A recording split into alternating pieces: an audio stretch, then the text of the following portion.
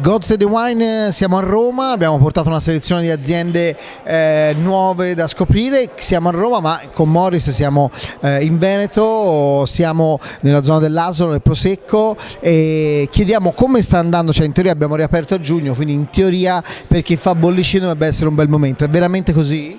Sì, diciamo che da quando è stata sono state riaperte tutte le attività, finalmente abbiamo ricominciato a vendere i nostri prodotti, tra cui appunto l'Asolo di OCG. E ecco, il Prosecco ha avuto un grandissimo boom anche durante la pandemia, mi confermi?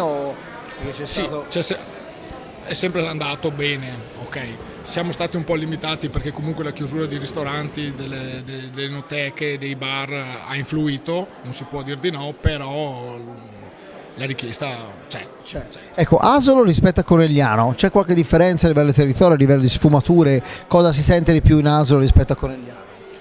Allora diciamo che l'Asolo è un po' più di nicchia come prodotto rispetto a livello di volumi, chiaro. Anche a livello di volumi. La grossa differenza la fa proprio il terreno su cui viene coltivata il vitigno. C'è questo carattere bello vinoso, questo frutto molto deciso, molto sì, anche a livello di struttura. Ecco, si sente la frutta bianca, la mela, la pera si sente molto intenso quando vai a degustarlo. Questo sì, rimane, è molto vinoso e anche per gli abbinamenti non è solo da aperitivo, ecco. No, questo lo puoi accompagnare tranquillamente come aperitivo, come con il pesce, tranquillamente. Ecco, invece vostra azienda fa anche il rosso, questa bottiglia un po' pesante per quello che va di moda ora, vero? Abbiamo dato molta importanza, come sui bianchi, anche sul rosso, alla bottiglia e al logo. Questo è un Merlot in purezza che noi facciamo da un vitigno che è storico, era un vitigno del nonno. Quindi c'è un vigneto che ha piantato il nonno e Merlot gli piaceva a lui? Sì. E noi non abbiamo fatto vecchie vigne.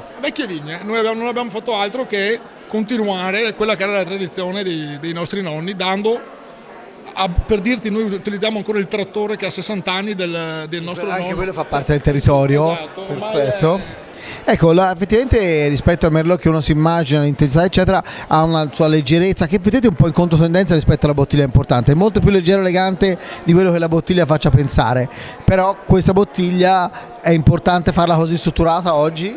È importante perché nel momento in cui tu la vai a prendere in mano dici caspita, questo è qualcosa, vale. Ho qualcosa. Non è una bottiglia da grande distribuzione, esatto. Sai che vai a bere un prodotto importante che ha, sebbene una piccola storia della cantina, ma una lunga storia. Come il vigneto, perché la cantina è 4 anni, ma il vigneto è bello. Esatto.